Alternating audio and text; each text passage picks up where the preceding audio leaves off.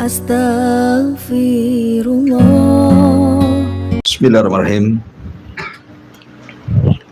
Assalamualaikum warahmatullahi wabarakatuh.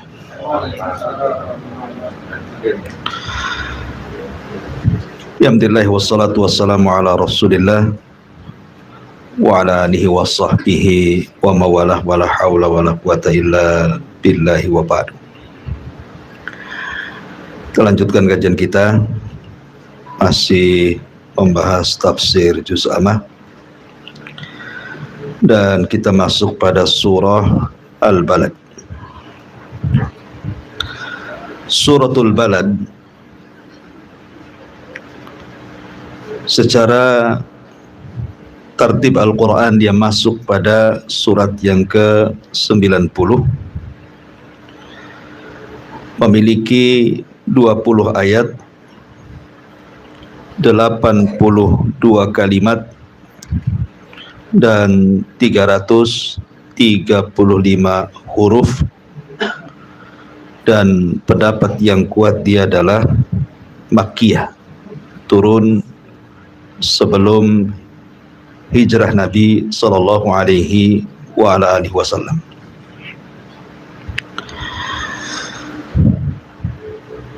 Adapun di antara sebab nuzulnya surah Al-Balad di sini adalah dalam ayat yang ke-7. Allah mengatakan, ayah sabu allam yarahu ahad. Apakah dia mengira bahwa tidak ada sesuatu pun yang melihatnya?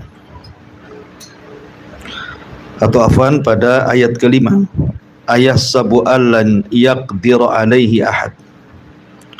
Apakah dia manusia mengira bahwa tidak ada satupun yang berkuasa atasnya?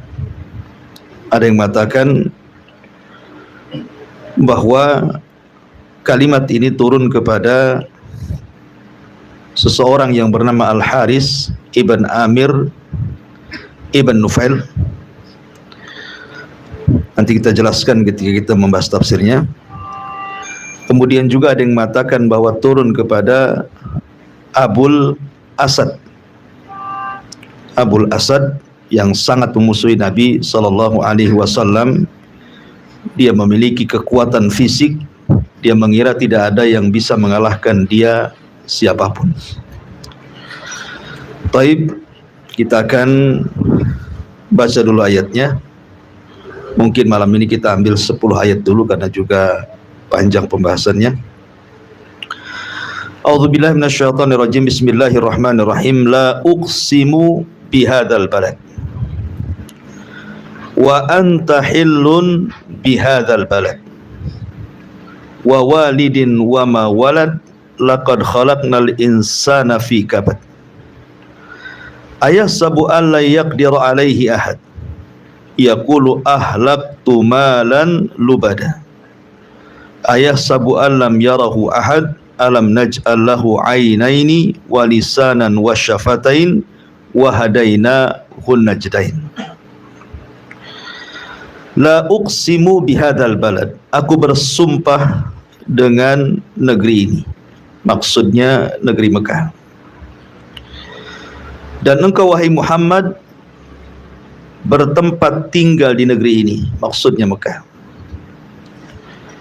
Dan demi pertalian bapa dan anaknya, sungguh kami telah menciptakan manusia dalam kondisi susah payah.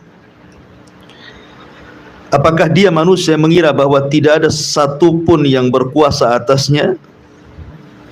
Dia mengatakan, aku telah menghabiskan hartaku yang banyak. Apakah dia mengira bahwa tidak ada satupun yang melihatnya? Bukankah kami telah menjadikan untuknya sepasang mata dan lidah dan sepasang bibir, dan kami telah menunjukkan kepadanya 2 jalan, kebaikan dan kejahatan. Taib. Di sini Allah Subhanahu wa taala bersumpah dengan 2 sumpah. La uqsimu bihadzal balad, wa anta hillum bihadzal balad. Ini ulama mengatakan satu sumpah. Kemudian sumpah yang kedua, wa walidin wa ma walad. Kalimat la uqsimu bihadzal balad, la uqsimu bihadzal balad.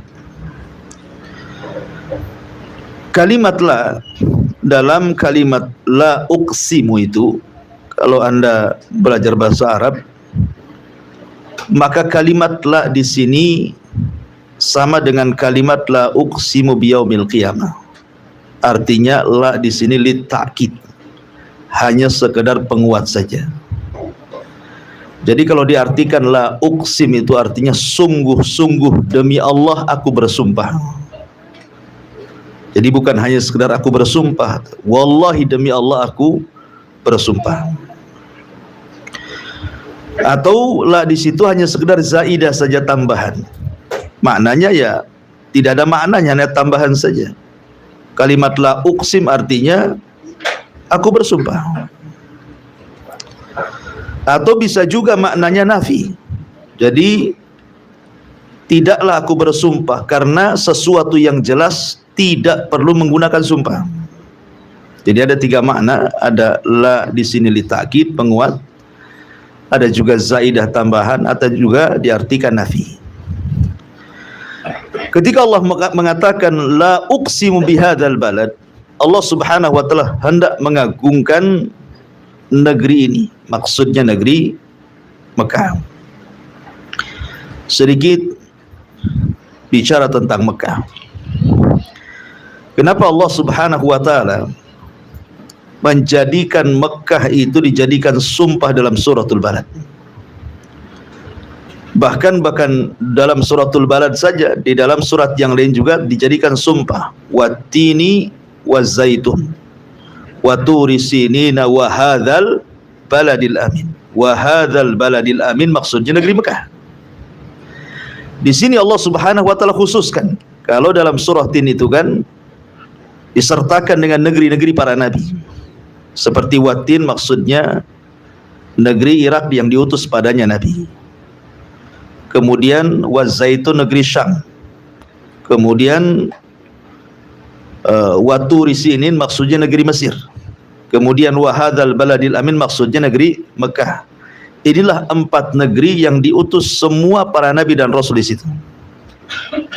Tidak ada selain 4 negeri ini diutus nabi dan rasul kepada negeri-negeri selain 4 negeri ini. Artinya bahwa dalam surah Atin itu Mekah digandengkan dengan negeri-negeri yang lainnya. Tapi dalam suratul Balad ini tidak. Allah Subhanahu wa taala sendirikan, la uqsimu bihadzal balad. Dan dalam kaidah Quran sering saya ulang-ulang bahwa Allah Subhanahu wa taala tidak bersumpah dengan makhluknya kecuali karena makhluk itu punya keistimewaan. Karena tidak semua makhluk dijadikan sumpah dalam Quran. Dan ketika Allah Subhanahu wa taala bersumpah dengan makhluknya, itu sesuai kehendaknya. Terserah Allah mau bersumpah dengan makhluk mana saja. Tapi kita selaku makhluk tidak boleh bersumpah kecuali kepada Allah. Karena Rasul mengatakan man halafa li ghairillahi faqad asyrak. Siapa yang bersumpah kepada selain Allah maka dia telah melakukan kesyirikan. Lah Mekah ini adalah negeri yang paling dicintai Nabi sallallahu alaihi wasallam. Ketika Nabi sallallahu alaihi wasallam hijrah dari Mekah ke Madinah, itu kan disebabkan karena diusir. Bayangkan Nabi itu di Mekah lama. Dari mulai lahir sampai usia dia 53 tahun. Tak pernah keluar Mekah. Karena Rasul itu setelah diutusnya menjadi Nabi dan Rasul di usia 40 tahun, berdakwah di Mekah 13 tahun. Kalau digabungkan dengan usianya berarti 53 tahun. Kemudian sisanya 10 tahun berdakwah di kota Madinah. Artinya bahwa kalau antum seandainya hidup di sebuah negeri sudah lama, sudah 50 tahun antum tidak keluar dari negeri itu tempat kelahiran antum di situ, tiba-tiba diusir, gimana perasaannya kan gitu ya? Seperti kita lihat orang-orang Rohingya itu, yang sudah lama tinggal di situ tahu diusir kan. Sedih banget nengoknya kan. Mau cari negara tempat orang lain suaka ditolak, mau masuk juga diserang gitu kan. Lah Nabi SAW merasakan itu. Makanya Nabi SAW ketika kemudian dia hijrah bersama Abu Bakar Siddiq radhiyallahu anhu, kemudian sampai di Gua Hira. Dari Gua Hira Mekah itu nampak itu. Karena Gua Hira kan tinggi. Jadi dari bukit itu Mekah tampak.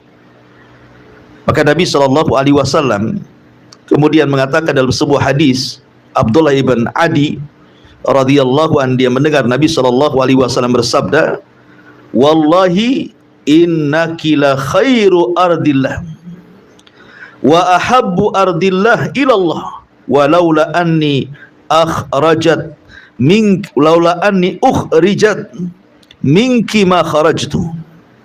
Kata Nabi SAW sambil memandang Mekah, kata Rasul, "Wahai Mekah, demi Allah, tidak ada negeri yang lebih baik kecuali engkau. Tidak ada negeri yang paling aku cintai kecuali engkau. Kalau bukan karena aku dikeluarkan," maksudnya diusir, ukhrijtu, tadi salah baca, ukhrijtu, aku dikeluarkan, "maka tentu aku tidak akan keluar dari negerimu ini." Artinya Nabi SAW sangat cinta dengan Mekah, ya. Karena memang berdasar, bukan tidak berdasar, ya. Kita saja kalau dikeluarkan dari negeri kita, kita masih rindu dengan negeri kita.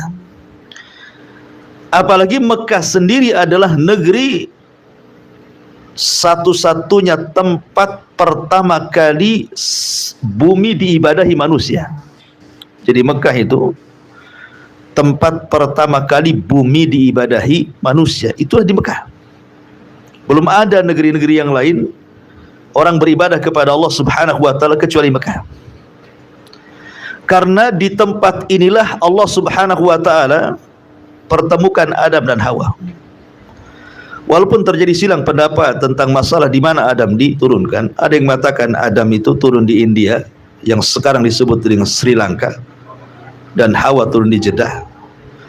Ada yang mengatakan bahwa Adam diturunkan di antara Mekah dan Taif, sementara Hawa di Jeddah. Ada yang mengatakan bahwa Adam diturunkan di Safa dan Hawa diturunkan di Marwah. Walaupun banyak yang menguatkan bahwa Adam itu turun di India, di Sri Lanka, dan juga Hawa di Jeddah, gitu ya. Tapi sekali lagi tidak ada dalil. Tidak ada dalil tentang di mana turunnya Adam, karena Al-Quran tidak menyebutkannya. Al-Quran hanya mengatakan Adam diusir dari sorga kemudian ditempatkan di bumi, gitu saja kan. Ini maksudnya penelitian dari kisah-kisah Israeliat, ya. Lah ketika kemudian Allah Subhanahu wa taala memisahkan turunnya Adam, Hawa di mana, Adam di mana. Akhirnya kemudian kedua orang ini saling mencari. Kemudian setelah dekat jaraknya, ya, yang disebut dengan Muzdalifah, akhirnya kemudian sampailah di sebuah tempat yang di situ sekarang disebut Arafah. Kenapa Arafah? Karena saling mengenal. Ya, kalau kita kenalan itu disebut ta'aruf. Maka Arafah disebut Arafah karena ketika Adam berjumpa dengan Hawa saling kenal di situ. Maka akhirnya kemudian di Arafah inilah Adam alaihi salatu wassalam diajarkan oleh Allah Subhanahu wa taala untuk mengucapkan kalimat Rabbana zalamna anfusana wa illam taghfir lana wa tarhamna lanakunanna minal khasirin. Inilah kalimat yang pertama kali diucap Adam di bumi. Rabbana, ya Rabb kami, zalamna anfusana, kami telah mendolimi diri kami, fa illam taghfir lana, kalau engkau tidak mengampuni dosa kami, lanakunanna minal khasirin, tentu kami termasuk orang yang rugi. Maka Allah Subhanahu wa taala setelah mengajarkan kalimat tobat, Allah terima tobatnya. Ketika kemudian Adam alaihi salatu wassalam sudah diampuni tobat-tobatnya dan juga Hawa, maka bertolaklah kemudian Adam menuju arah Ka'bah.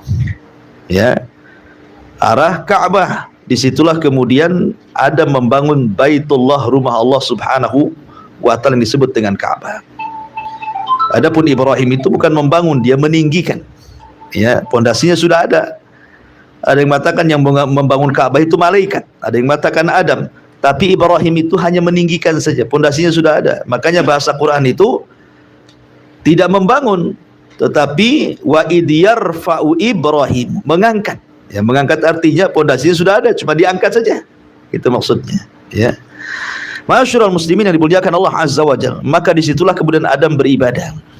Maka dari sini kita tahu bahwa Mekah itu adalah tempat pertama Allah diibadahi di bumi. Makanya Allah Subhanahu wa taala jadikan Mekah itu negeri yang sangat mulia dan dijadikan sumpah dalam suratul Balad. Ma'asyiral muslimin yang dimuliakan Allah Subhanahu wa taala. Lah, kalau kita lebih lanjut lagi bicara tentang Mekah, maka di antara keistimewaan Mekah adalah, di Mekah inilah adalah awwalu baitin wudi'a linnas.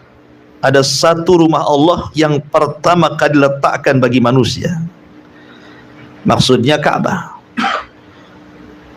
Ketika para malaikat, Allah Subhanahu wa taala buatkan Ka'bah yang disebut dengan Baitul Ma'mur, maka manusia pun Allah buatkan Ka'bah yang disebut dengan Baitullah Al-Haram. Sama-sama tempat ibadah, sama-sama tempat tawaf. Ya. Kemudian juga Mekah ini terdapat masjid yang pertama kali diletakkan di bumi.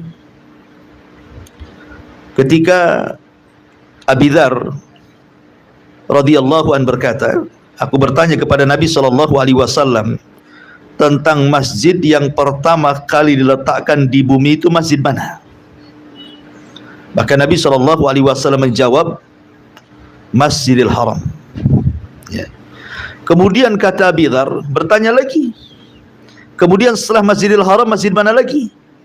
Maka Rasul mengatakan Masjidil Aqsa. Kemudian Abi Dzar mengatakan jarak pembangunan Masjidil Haram dengan Masjidil Aqsa itu berapa tahun? Maka Nabi SAW mengatakan arba'una sanatan, 40 tahun.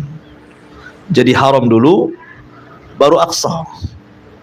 Jadi perbedaan jaraknya pembangunan Masjidil Haram dengan Masjidil Aqsa itu adalah 4 tahun. Kemudian juga di antara keistimewaan negeri Mekah itu, ikhwan, bahwa orang yang salat di Haram, orang yang salat di Masjidil Haram, sekali salat maka bandingannya sama dengan 100.000 kali salat di masjid-masjid yang lainnya.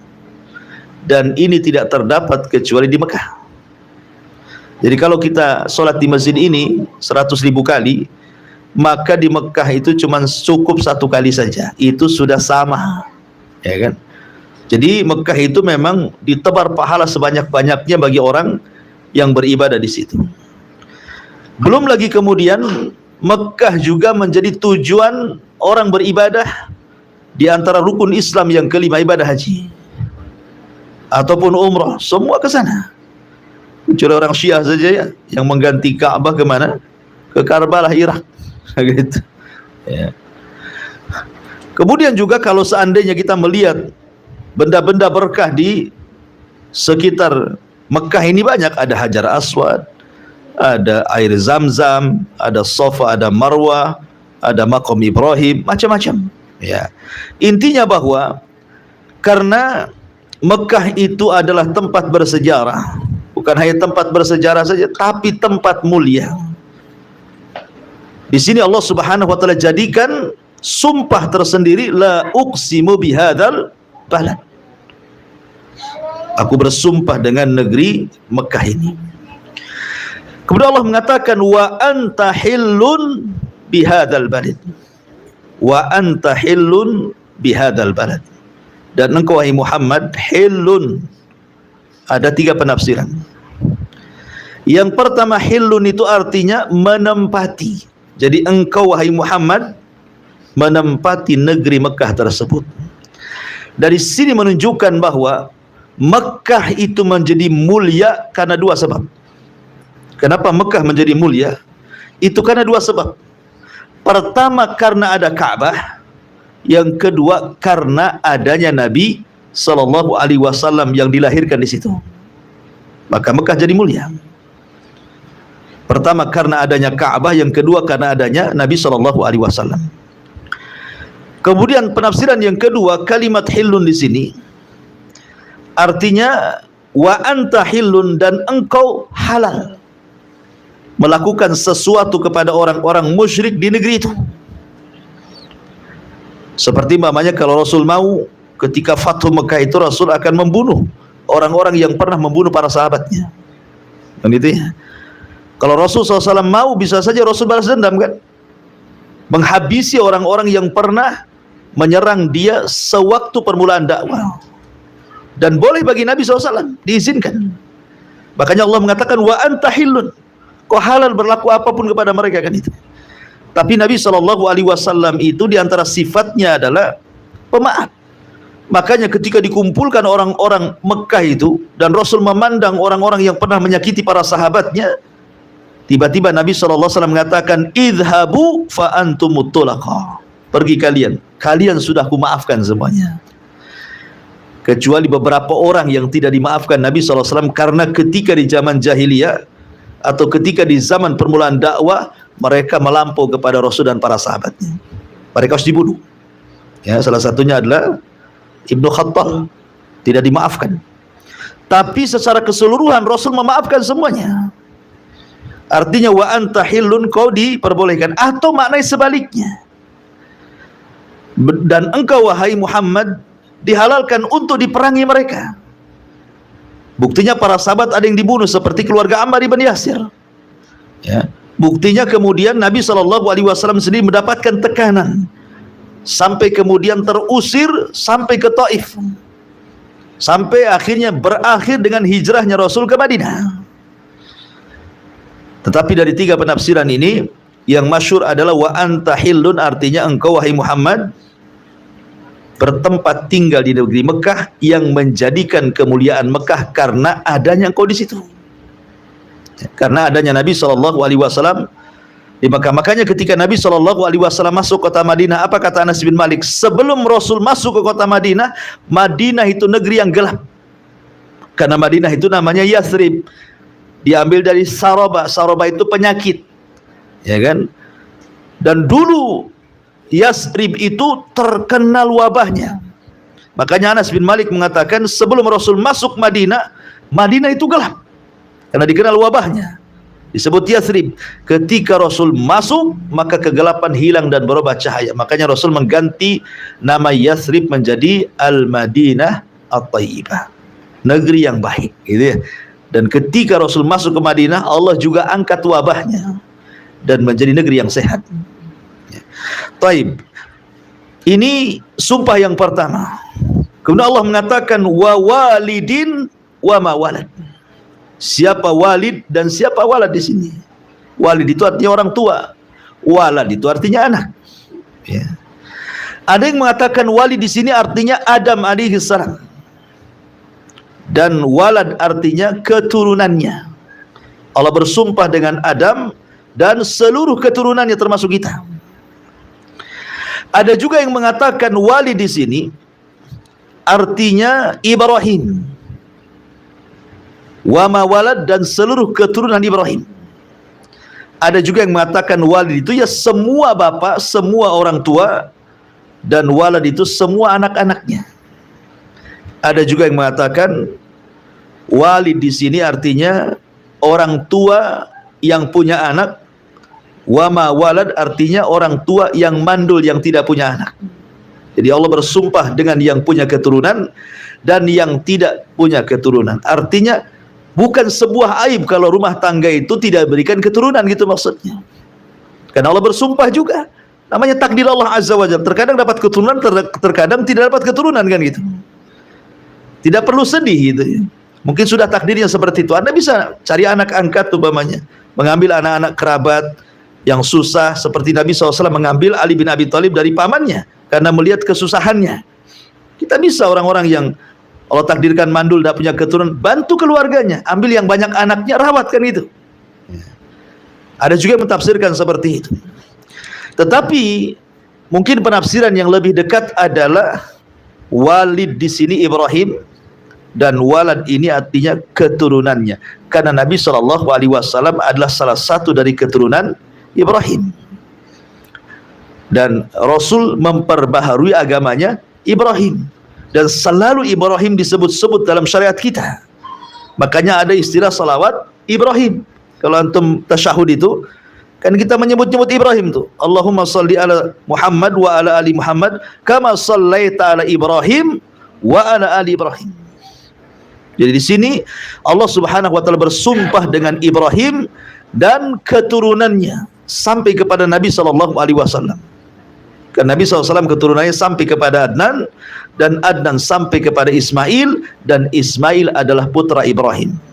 Artinya Rasul lahir dari jalur Ismail. Karena Ibrahim itu kan punya dua anak, satu Ishak. Dari Ishak ini lahir Israel, namanya Yakub. Dari Yakub inilah lahir nabi-nabi Bani Israel, sampai diakhiri dengan Isa ibnu Maryam. Tapi dari jalur Ismail tidak ada jadi nabi. Sekali ada jadi nabi penutup akhir zaman, Nabi kita Muhammad sallallahu alaihi wasallam. Jadi walad di sini wa walidin, demi Nabi Ibrahim, wa ma walad, dan demi keturunan Ibrahim. Kemudian jawab sumpahnya, ini kan dua sumpah ini, ada yang mengatakan tiga sumpah. Allah mengatakan laqad khalaqnal insana fi kabad. Sungguh kami telah menciptakan manusia berada dalam keluh kesah. Ma'asyiral muslimin yang dimuliakan Allah Subhanahu wa taala. Kabad itu diambil dari kabid. Kabid itu artinya hati. Ya kan? Kalau qalbun itu jantung, kalau kabid itu hati. Apa maksudnya kabad diambil dari kabid di sini? Karena penderitaan itu muncul dari hati, makanya istilah sakit hati, kan gitu ya. Sakit hatinya, ya, maksudnya sakit hati bukan ada penyakit di hatinya, ya mungkin lagi rusuh hatinya sehingga merasa menderita. Maksudnya manusia itu diciptakan dalam kondisi kabad. Maksudnya kabad ini keluh kesah, penderitaan. Kalimat al-insan ini menggunakan alif lam. Dalam bahasa Arab, alif lam itu bisa maknanya lil istighraq, artinya mencakup semua manusia. Mau anak kecil, mau anak remaja, mau orang dewasa, mau orang tua, mau laki-laki, mau perempuan, mau mukmin, mau kafir, mau nabi, mau umatnya, semua dalam kabad. Pasti mereka melewati apa yang disebut dengan penderitaan. Ya kan? Ketika kita dalam perut ibu saja kita nyusahkan orang. Nyusahkan siapa? Ibu kita. Kan itu ya. Kemudian setelah lahir nyusahkan lagi. Nyusui lagi. Kemudian setelah disapi 2 tahun nyusahkan lagi. Latihan jalan. Latihan makan. Kan itu ya. Kemudian besar sedikit nyusahkan lagi. Nyekolahkan. Ya. Kemudian besar sedikit lagi nyusahkan lagi. Nanti naiklah pendidikan. Biayanya banyak lagi. Ya. Nanti kalau sudah besar nyusahkan lagi, cari pekerjaan. Nah, itu ya. Kemudian besar lagi nyusahkan lagi, datang penyakit. Ya udah. Terus orang tuh sampai tua itu hidupnya susah. Manusia itu sampai tua hidupnya memang Allah Subhanahu wa taala fitrahkan seperti itu. Bukan hanya kita loh. Para nabi saja disusahkan. Siapa yang menyusahkan para nabi? Orang kafir.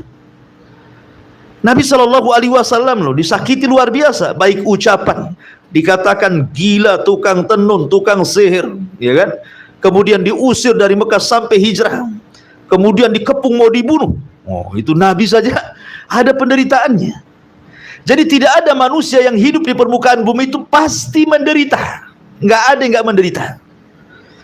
Siapa coba sebutkan yang tidak menderita itu? Semua menderita manusia itu. Antum ngeluh kepada saya pula punya keluhan lain. Gitu. Orang itu punya masalah masing-masing. Ya. Dikiranya antum orang senyum-senyum itu tidak ada penderitaan, ada. Cuman tertutupi dengan senyumnya saja itu. Semua orang itu susah. Tetapi keadilan Allah Subhanahu wa taala tetap di balik kesusahan itu Allah berikan kesenangan. Terkadang orang itu harus susah dulu, baru kemudian senang. Ya. Contoh mamanya nih, ada orang lapar. Ya. Jadi ada orang lapar umpamanya. Jadi kalau kita ingin mendapatkan kelezatan makan, pasti harus merasakan lapar dulu kan. Kalau orang kenyang dipaksa makan gak akan enak, yang ada muntah. Ya. Tetapi kalau orang itu lapar dulu, apalagi 2 hari tak makan gitu ya, oh dikasih nasi pakai garam, lezatnya luar biasa. Artinya terkadang kelezatan itu setelah adanya kepayahan, adanya penderitaan. Orang enak minum juga karena kehausan. Kayaknya enak kali minum itu. Ya. Begitu juga coba antum tanya kepada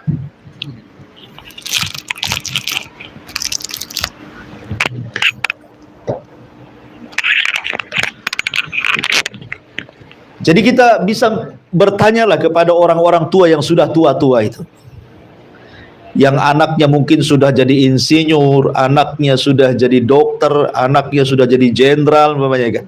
Coba tanya sama orang-orang tua itu, gimana susahnya mereka merawat anak. Tapi setelah anaknya sukses kan, mulai dia bahagia, dapat duit, kiriman, bangga dengan anaknya kan. Tapi antum jangan lihat sekarang ketika tua anaknya sudah sukses. Tolong ceritakan Bu, gimana ibu merawat mereka sampai seperti itu. Pasti akan ceritakan penderitaannya itu. Tidak mungkin kan. Seseorang itu ujug-ujug langsung senang itu tidak ada ceritanya. Pasti susah dulu. Ikhwatu fiddin, muliakan Allah subhanahu wa ta'ala. Itulah makna daripada kabad. Ya. Walaupun manusia diciptakan dalam kondisi penuh dengan penderitaan, karena memang dunia itu darul bala, tetapi dengan keadaan Allah, tetap di balik penderitaan itu ada kesenangan. Wanita hamil, tanya ibu-ibu tuh, antum yang punya istri, ngalami lah kan. Kalau wanita hamil susah tidur pun, gimana cara tidurnya saja diatur. Belum jalannya, belum saat melahirkannya, wah luar biasa sakitnya. Ketika anaknya lahir, dipandang anaknya hilang tuh, yang hamil 9 bulan itu, nggak terasa lagi tuh, lihat anaknya sehat itu. Jadi di balik penderitaan itu pastilah ada kesenangan. Ya. Makanya Allah Subhanahu wa taala mengatakan laqad khalaqnal insana fi kabad. Ini satu penafsiran. Kabad itu diambil dari kabid, artinya penderitaan. Ada yang mengatakan kabad itu artinya manusia laqad khalaqnal insana fi kabad, sungguh kami ciptakan manusia fi kabad. Kabad itu artinya di atas kekuatan. Ya. Manusia itu ada orang-orang yang Allah Subhanahu wa taala takdirkan ketika Allah Subhanahu wa taala ciptakan, setelah dia besar, mungkin dia menjadi orang kaya, menjadi menteri, menjadi jenderal, menjadi miliarder kan itu. Ya, itu juga ada penafsiran kabad itu maksudnya Allah berikan kekuatan, baik fisiknya ataupun harta ataupun jabatannya. Tetapi kebanyakan penafsiran adalah penafsiran yang pertama. Itu yang banyak ditafsirkan para ulama. Kabad diambil dari kabid, artinya penderitaan. Kemudian Allah mengatakan ayahsabu alla yaqdir alaihi ahad. Apakah dia manusia mengira bahwa tidak ada sesuatu pun yang berkuasa atasnya? Bagi yang mentafsirkan kabad di sini artinya kekuatan, mereka mengatakan bahwa ayat ini turun kepada beberapa tokoh-tokoh Quraisy. Yang pertama turun kepada Al-Walid ibn Mughirah. Al-Walid ibn Mughirah. Al-Walid ibn Mughirah, ikhwatu fiddin, muliakan Allah azza wa jalla. Sebenarnya Al-Walid ibn Mughirah ini termasuk pembesar dari pembesar-pembesar Arab, dihargai oleh orang-orang Quraisy. Bahkan kekayaannya ketika orang-orang Mekah mereka mengkiswah Ka'bah urunan satu Quraisy, maka dia cukup dengan hartanya bisa mengkiswah Ka'bah. Jadi Ka'bah itu biasanya 1 tahun dikiswah oleh orang-orang Quraisy, diganti bajunya gitu ya, dan mereka urunan. Lah 1 tahunnya oleh Al-Walid ibn Mughirah. sendirian karena kayanya. Saking kayanya Al-Walid bin Mughirah itu, Allah Subhanahu wa taala berikan kekayaan yang luar biasa. Lah Al-Walid bin Mughirah ini karena sudah tua, sebenarnya Al-Walid bin Mughirah ini orangnya bijak.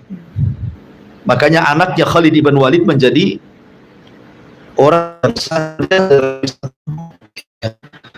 lah Al-Walid bin Mughirah sempat berpikir, kenapa kenabian, kenapa tidak diberikan kepada dirinya yang menguasai hampir banyak kabilah. Kekayaannya terbentang dari Mekah sampai Taif itu. Karena zaman itu kan kekayaan ditinjau dari luasnya kebun kurma kan itu. Zaman dulu. Tapi Allah Subhanahu wa taala memberikan karunia itu kepada yang dikehendaki, bukan kehendak manusia. Tapi belakangan Al-Walid bin Mughirah ini sempat terpengaruh dengan bacaan Al-Quran. Sempat terpengaruh dengan bacaan Al-Quran. Dia tidak bisa mengelakkan, dia seorang syair, penyair, dan dia bisa membandingkan bahasa Quran dengan bahasa syair. Hampir-hampir dia masuk Islam. Tetapi karena takut ditinggal oleh pengikutnya, apalagi Abu Jahal sudah mengancam dia, ya, maka dia takut kalau seandainya dia tidak diikuti lagi oleh orang-orang Quraisy, sehingga dia akan dikucilkan. Dari situ ketika ditanya soal Al-Quran, dia mengatakan in hadza gimana surah Al-Mudaththir, in huwa illa sihrun yu'thar, in hadza illa qaulun bashar. Ya, kata Al-Walid bin Mughirah, adapun Al-Quran itu sihirnya si Muhammad dari mantra-mantra impor. Oh, impor katanya. Gitu ya. Dan itu bukan perkataan apa namanya Allah, itu perkataan manusia saja. Dari situ maka turun surah Al-Mudaththir sebagai ancaman kepada Al-Walid ibn Mughirah, sauslihi, kami akan masukkan dia ke neraka Saqar. Maka di sini Allah Subhanahu wa taala mengatakan laqad khalaqnal insana fi kabad ayahsabu alla yaqdira alaihi ahad. Apakah dia si Al-Walid ibn Mughirah itu mengira bahwa tidak ada sesuatu pun yang berkuasa atasnya? Ingat, di sana ada Allah Subhanahu wa taala. Ada Tuhan. Ya. Yaqulu ahlaktu malan lubada. Dia mengatakan aku telah menghabiskan hartanya yang banyak. Jadi dahulu di zaman jahiliyah ini ada dua kisah yang terbalik. Pertama, ada seseorang namanya Al-Haris ibn Amir ibn Nufail. Al-Haris ibn Amir ibn Nufail. Dia masuk Islam. Dia masuk Islam. Ketika dia masuk Islam, kononnya dia habiskan hartanya untuk berinfak dan membayar kafarah. Habis hartanya. Kemudian karena dia rugi dalam Islam, keluar lagi dia dari Islam karena merasa habis hartanya. Terkadang begitu ikhwan, ada orang-orang yang mengungkit-ngungkit sedekah kan. Kan ada orang begitu sudah. Atau anehnya ada orang-orang yang sedekahnya sedikit tetapi dia ngomong ke orang seolah-olah banyak sedekahnya. Kan ada orang kayak gitu tuh. Ya. Aku sudah nyumbang sana, nyumbang sini, nyumbang sana, nyumbang sini gitu ya. Sekali ditanya berapa? Oh, ke sana 10.000, ke sini 10.000, ke sini enggak sampai 100.000. Sementara yang nyumbang jutaan, ratusan juta diam-diam saja. Ya. Jadi ada orang yang seperti ini gitu ya, merasa dirugikan dengan Islam. Ya. Ikhwan, sering saya katakan ketika kita bersedekah kepada fuqara wal masakin itu, sebenarnya yang butuh itu kita dengan orang fakir atau orang fakir butuh kita? Yang butuh itu orang fakir, mungkin perasaan kita. Padahal dalam agama itu adalah kita yang butuh mereka. Orang yang bersedekah itu sebenarnya yang butuh dia kepada orang-orang miskin dan orang-orang fakir, bukan orang fakir butuh kepada kita. Karena yang disedekahkan oleh kita kepada mereka itu manfaatnya kembali kepada kita, bukan kepada orang miskin. Seperti ketika kita bersedekah, apa kata Rasulullah? Rasul mengatakan mana qasamin malis sadaqah, harta yang disedekahkan tidak akan kurang. Ketika Rasul mengatakan seperti itu, yang diuntungkan siapa? Orang yang bersedekah, hartanya bertambah kan itu ya. Ketika Nabi SAW mengatakan bahwa sedekah itu bisa mengobati penyakit, kemudian kita sedekah kepada fuqara al-masakin, akhirnya kita sehat dan tidak tersentuh penyakit, siapa yang diuntungkan? Orang miskin atau kita? Balik lagi ke kita. Gitu maksudnya. Jadi ini yang harus sebenarnya ditanamkan kepada orang yang bersedekah itu, bahwa yang butuh sedekah kita orang kaya, bukan mereka orang miskin. Karena jangan dibalik gitu ya. Karena ada orang yang merasa rugi dengan sedekah. Tapi ada juga ayat ini turun kepada Abul Asad. Abul Asad Kildah ibn Usaid, atau dikenal dengan Abul Asyadaini, ya. Allah berikan kekuatan fisik luar biasa nih Abul Asad. Sampai-sampai dia pernah berdiri di kulit unta untuk ditumbangkan 10 orang, tidak bisa ditumbangkan. Saking kuatnya. Kemudian dia merasa bahwa hartanya sudah dihabiskan untuk perjuangan menyerang Rasul dan para sahabat. Jadi dia merasa bahwa semua kekayaannya sudah dihabiskan untuk apa? Untuk menyerang Rasul. Makanya Allah mengatakan, ayah sabu allan yaqdiru alayyahad yaqulu ahlaktu mala lubada. Dia mengatakan, aku telah menghabiskan hartaku yang banyak, katanya. Hartaku yang banyak untuk menyerang Nabi, katanya. Ini secara asbab nuzul, ikhwan. Baik, kita petik pelajaran dari dua kalimat ini. Laqad khalaqnal insana fi kabad ayahsabu allan yaqdiru alaihi ahad. Sungguh kami telah menciptakan manusia dalam keluh kesah. Kemudian dia mengatakan, apakah manusia ayahsabu al yaqdiru alaihi ahad yaqulu ahlaktu mala lubada, apakah dia manusia mengira bahwa tiada sesuatu pun yang berkuasa atasnya, dan dia mengatakan, aku telah menghabiskan hartaku sebanyak mungkin. Ketika manusia mengatakan ahlaktu mala lubada, lubada itu artinya harta yang banyak, ya, aku telah menghabiskan hartaku yang banyak. Sebagian ulama tafsir ketika mengambil hikmah dari kalimat ini, ada dua kelompok di masyarakat. Satu, ada orang itu yang mereka betul-betul secara zahir itu orangnya dermawan, betul-betul secara zahir, zahirnya gitu maksudnya ya. Kalau masjid memerlukan disumbang, kalau orang fakir miskin perlu disumbang, tempat-tempat mana butuh sedekah dia sumbang. Tetapi tujuannya untuk riya. Tujuannya untuk riya. Persis seperti hadis Nabi SAW tentang 3 orang yang pertama kali disentuh api neraka sebelum yang lainnya. Salah satunya siapa? Orang yang didatangkan di hadapan Allah, kemudian ditanya, apa yang kau lakukan di dunia? Dia mengatakan, aku sudah bersedekah ya Rabb. Kemudian digambarkan oleh Allah sedekah dia selama di dunia. Masjid dia sedekahkan, fakir miskin dia sedekahkan, semua disedekahkan. Kemudian Allah mengatakan, betul itu kamu? Iya, itu saya, katanya. Apa tujuan bersedekah? Dia mengatakan, lillah, untuk Allah. Maka Allah mengatakan, kadzabta, dusta kamu. Engkau bersedekah itu supaya orang mengatakan dirimu itu dermawan, pemurah, dan begitu seterusnya. Ya. Lah orang-orang yang bersedekah seperti ini, maka hidupnya fi kabad. Ya. Orang-orang yang bersedekah seperti ini, hidupnya fi kabad. Dia tidak akan merasa senang dengan sedekahnya itu. Pasti sedekahnya membawa penderitaan. Ketika dia bersedekah, rupanya yang muji tidak banyak. Susah tuh hatinya tuh. Pamannya antum bawa ke masjid 100 juta. Ustadz, saya mau nyumbang untuk masjid. Harapan dia itu, mungkin Ustadz ini ya minimalnya di grup-grup itu kasih taulah, ini dapat uang 100 juta dari si Anu gitu ya. Harapannya satu hari ditengok grup, kok tak ada pengumuman. Sedih dia, ya.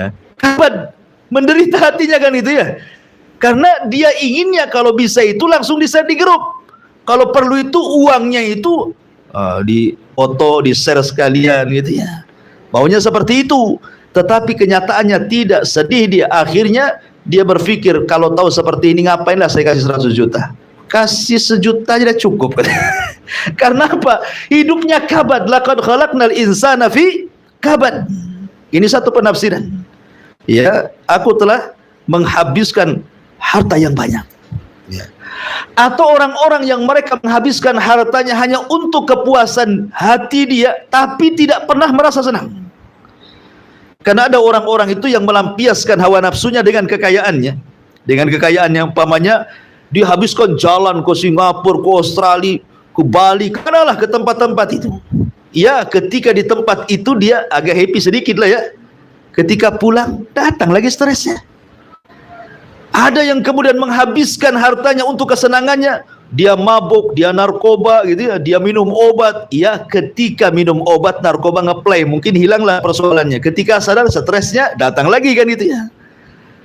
Dihabiskan untuk berzina, untuk ini, untuk itu, maksiat. Ya, sesaat dia senang, tetapi kabarnya muncul lagi. Pasti penderitaannya muncul. Karena bukan itu, ketika kita menginfakkan harta membawa kesenangan, itu bukan begitu caranya.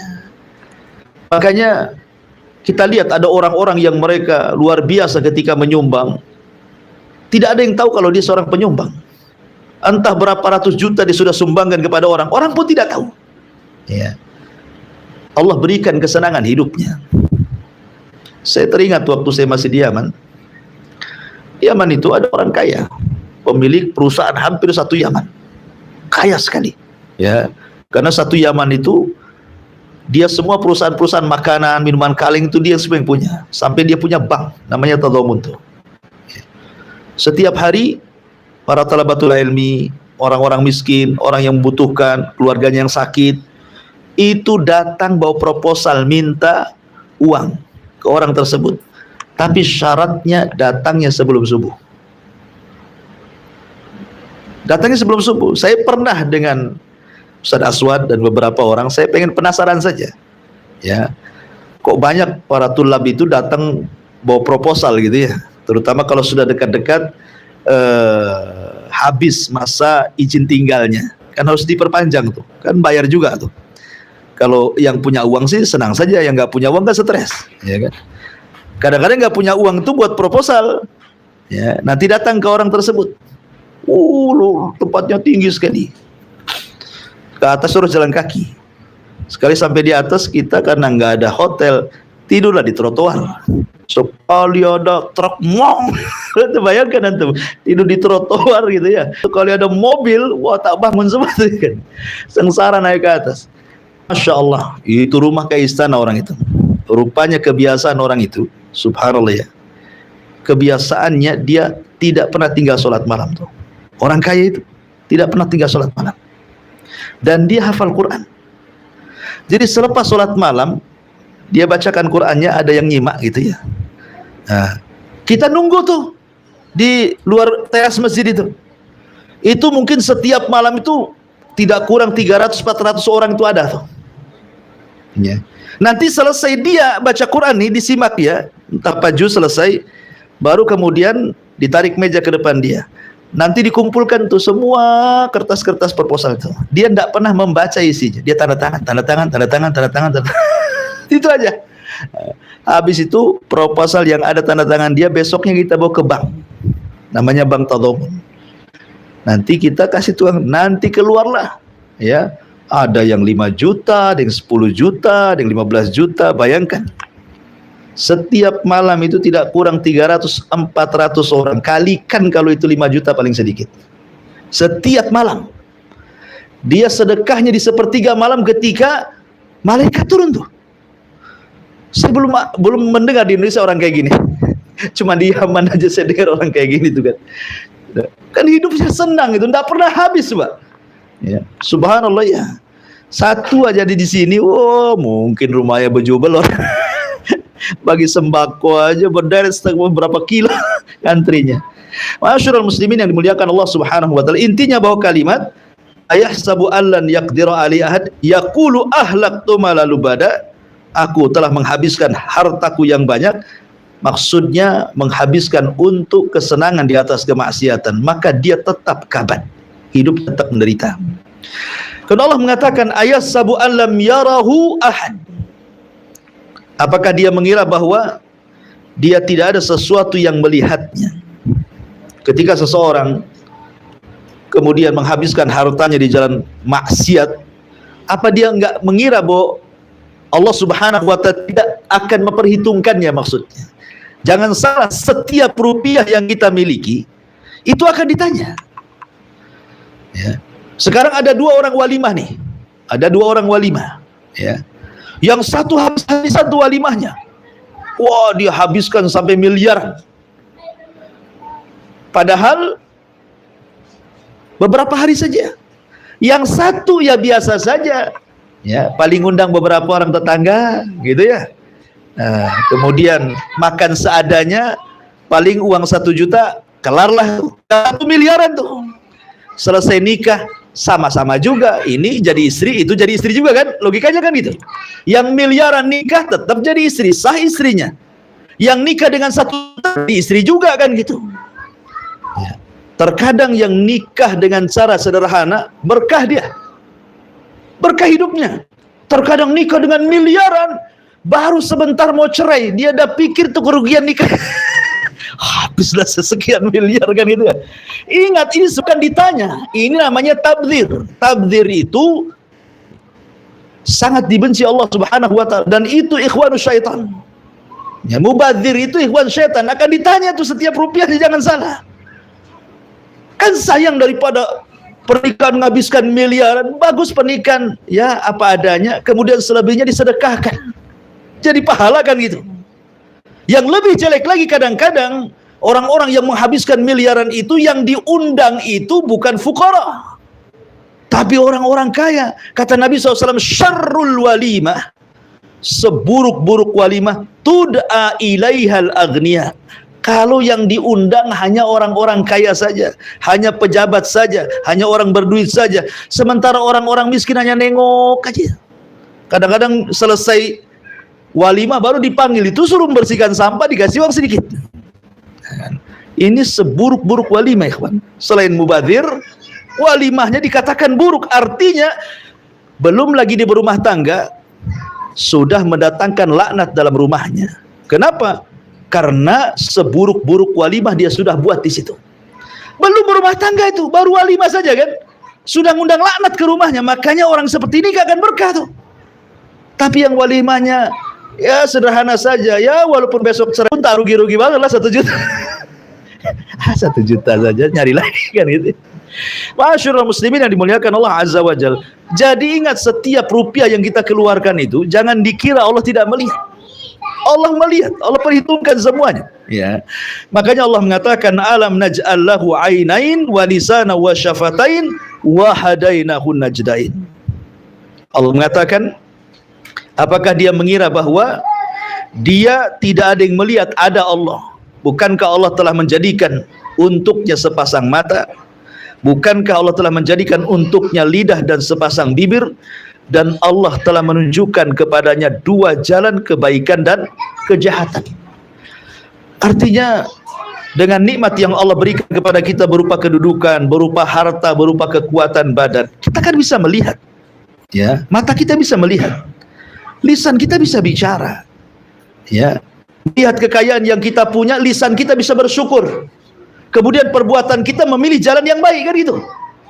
Harusnya seperti itu. Tetapi ketika Allah berikan nikmat yang begitu banyak, harta yang begitu banyak, mata tidak digunakan, buta dia, akhirnya dibelanjakan kepada selain Allah. Lisannya pula kotor, memilih pula jalan kesesatan. Ini bahaya. Ya, makanya orang ini tidak bersyukur, dan orang seperti ini kesudahannya ya neraka jahanam, apalagi. Makanya kalau kita cerita tentang harta ulama, membagi beberapa bagian. 1, ada orang yang mencari harta itu dengan cara halal, betul-betul halal dia cari. Pagi dia kerja, sore pulang, tidak nipu, tidak ngurangi hak, tidak ngurangi jam, sesuai dengan persyaratannya, sesuai dengan perjanjiannya dia lakukan. Betul-betul halal dia bekerja, dan dia gunakan harta itu betul-betul untuk perkara yang halal juga, untuk membiayai keluarganya, nyekolahkan anaknya. Maka ini sebaik-baik manusia. Berarti dia telah syukur nikmat dengan hartanya. Yang kedua, ada orang yang betul-betul halal cara bekerjanya. Halal betul, tidak ada dosa di situ. tapi cara membelanjakannya tidak halal. Dia capek kerja rupanya hanya untuk berzina, hanya untuk maksiat, hanya untuk minum, hanya untuk hura-hura. Padahal capek-capek dia mencari harta halal itu, tapi kemudian digunakan untuk di jalan maksiat, maka Allah Subhanahu wa taala akan bertanya kepada orang ini. Karena soal harta itu bukan satu pertanyaannya, dua. Min aina iktasabahu wa fima anfaqahu, dari mana kau dapat? Oke, halal, kemana kau belanjakan? Ya kan? Jadi yang satu selamat, pertanyaan yang satu selamat, betul-betul halal, selamat dari satu pertanyaan. Pertanyaan yang kedua selamat, dia tidak selamat. Karena bukan hanya pertanyaan dari mana kau dapat, kemana juga kau belanjakan. Kan itu ya. Ya. Kemudian yang nomor tiga, ini orang jahat, suka nyuri, suka maling, suka korupsi. Tapi baik pula dia ke masjid, suka nyumbang masjid. Ya, kalau ada orang tadi bantu dia. Ini orang jahat nih. Ya, kayak siapa? Robin Hood. Gitu. Ya. Jadi bagaimana nih hukumnya? Dia mencarinya itu tidak jelas. Ya, hasil haram. Pasang togel dapat duit, disumbangkan ke masjid. Kan gitu ya. Ya. Ingat, Nabi SAW mengatakan, Innallaha jamil yuhibbul jamal. Innallaha tayyibun yuhibbul tayyiba, la yuhibbu illa tayyiba. Innallaha tayyibun la yaqbalu illa tayyiba. Innallaha jamil yuhibbul jamal. Allah itu baik, tidak menerima kecuali yang baik-baik. Allah itu indah, tidak menerima kecuali yang indah. Ya. Buat masjid itu baik, memberikan kepada fakir miskin itu baik, ya. Menolong orang-orang susah itu baik. Tetapi kalau jalurnya tidak baik, tidak akan diterima. Ya, jadi jelas ya di sini ya, Allah itu maha baik, tidak menerima kecuali yang baik-baik. Kalau hasil daripada nyuri, pasang judi dan yang lainnya itu tidak baik, tidak akan diterima oleh Allah. Walaupun dia bangun masjid 5 sekalipun dengan uang korupsinya, tidak akan diterima. Kemudian yang terakhir, sudah nyolong untuk zina. Ini dia kuadrat. Ya kan? Itu sudah korupsi untuk maksiat namanya kan. Ini kuadrat ini. Nah, itu udah dua-dua soalan kena tuh. Dari mana kau dapat kena? Kemana kau belanjakan kena lagi? Dua lagi dia kena.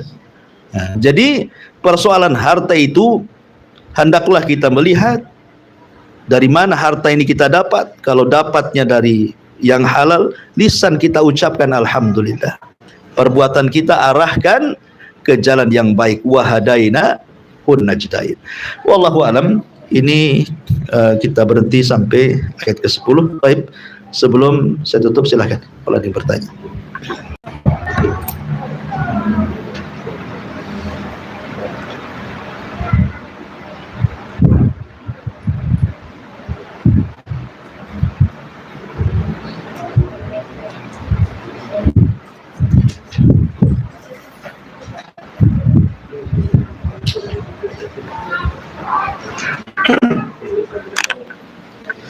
Baik, kalau tidak kita tutup saja. Subhanakallah bihamdika asyhadu an la ilaha illa anta astaghfiruka wa atubu ilaik. Allah taala. Assalamualaikum warahmatullahi wabarakatuh. Baterainya habis.